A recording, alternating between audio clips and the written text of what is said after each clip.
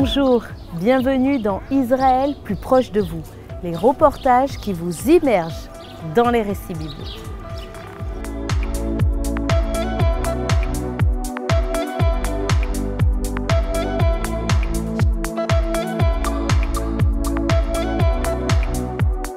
En ce beau jour, on vous emmène sur le point le plus bas du monde. Cet endroit est réputé pour sa salinité extrêmement élevée, mais aussi pour sa boue noire riche en minéraux. Découvrons ensemble une mer unique au monde.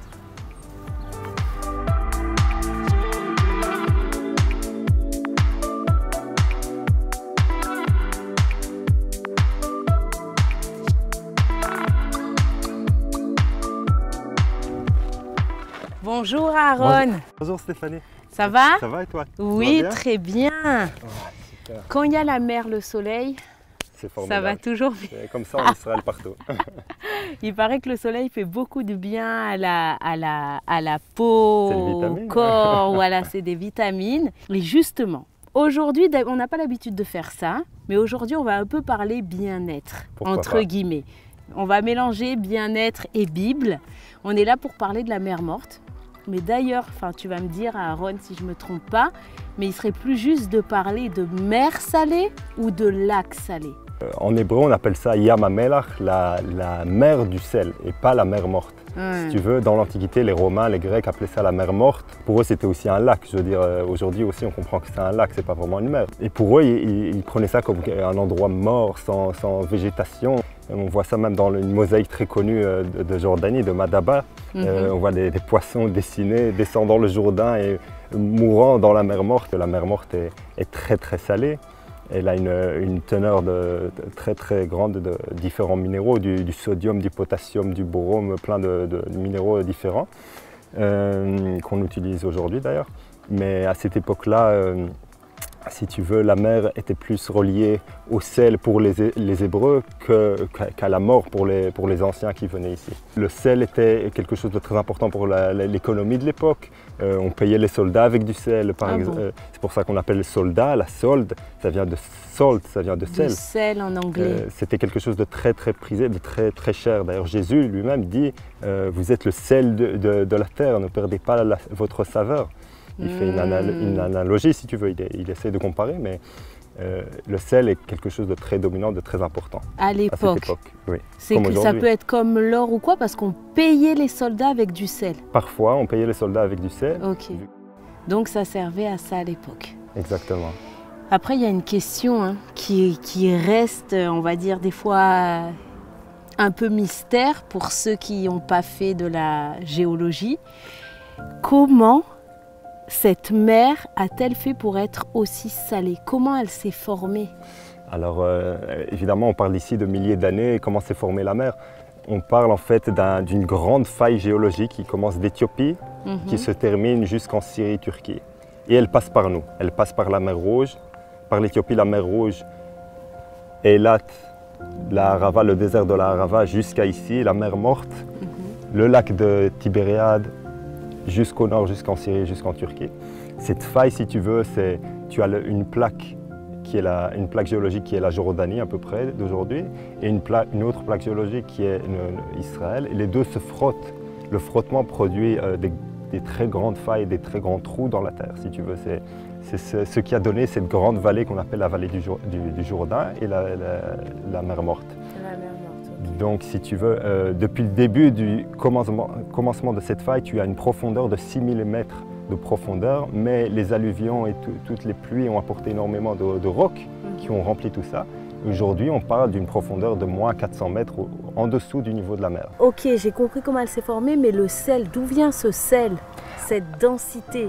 Alors, sel minéraux, comme tu l'as expliqué. Exactement. On dit sel, mais c'est énormément de composants chimiques différents.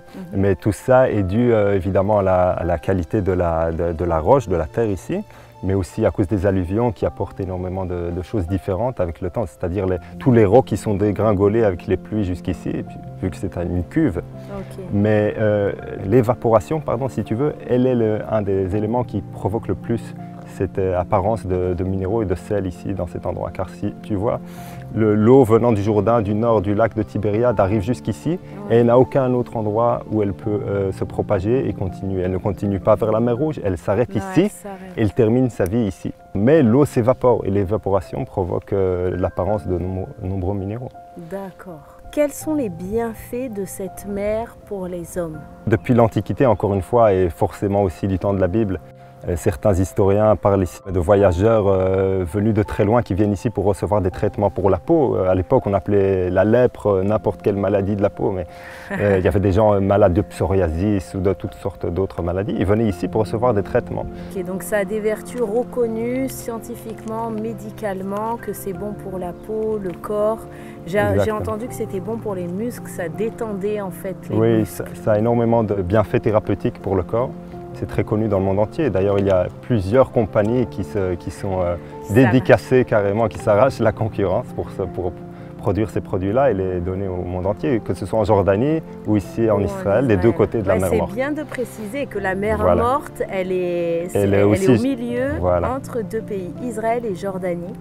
J'ai juste une dernière question que j'aimerais que tu élucides les choses, parce que déjà, la mer Morte en arabe, ça se dit la mer de Lot. Exactement. Il y en a qui pensent ou qui disent que la mer Morte est salée par rapport à la destruction ou depuis la destruction de Sodome et Gomorrhe. Est-ce qu'on a des preuves concrètes qui peuvent prouver ça ou pas? Si tu veux, il faut se rapporter tout premièrement au texte de la Bible. Tu peux prendre par exemple le chapitre de Genèse 13 qui parle du fait que Lot descend, il se partage la terre, il descend vers la plaine et Abraham reste dans la montagne.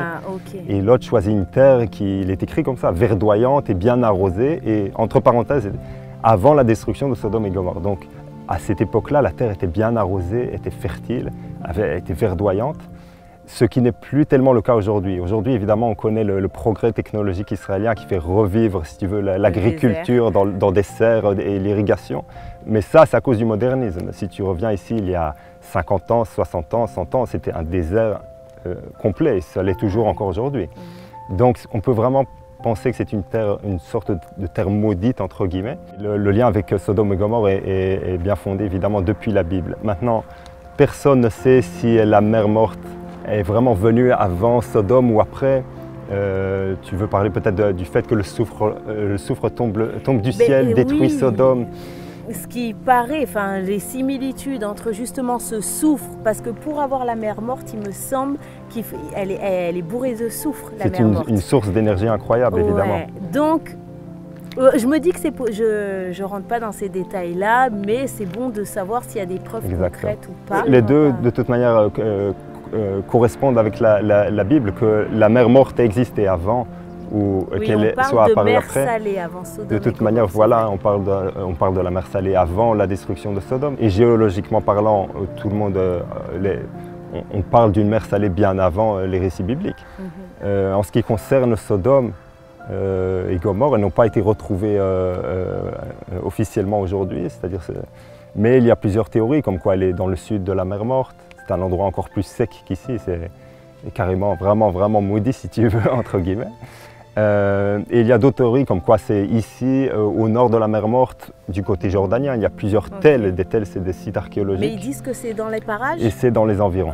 Peu importe quel historien dit, mais ils pensent que c'est de toute façon dans les environs. C'est de toute façon dans les environs. Mon idée personnelle est que c'est dans les environs de Jéricho, dans ces environs ici. Ok, rappelons qu'on est à côté de Jéricho. Exactement. Là, une ville très importante et qui devait peut-être même exister déjà à l'époque, forcément.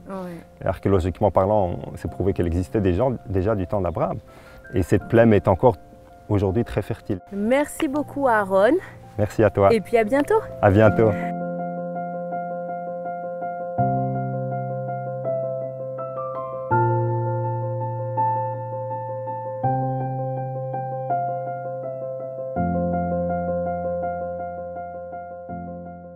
Prenez soin de vous les amis, prenez soin de vos proches durant ces vacances et nous on se retrouve très bientôt à Jérusalem.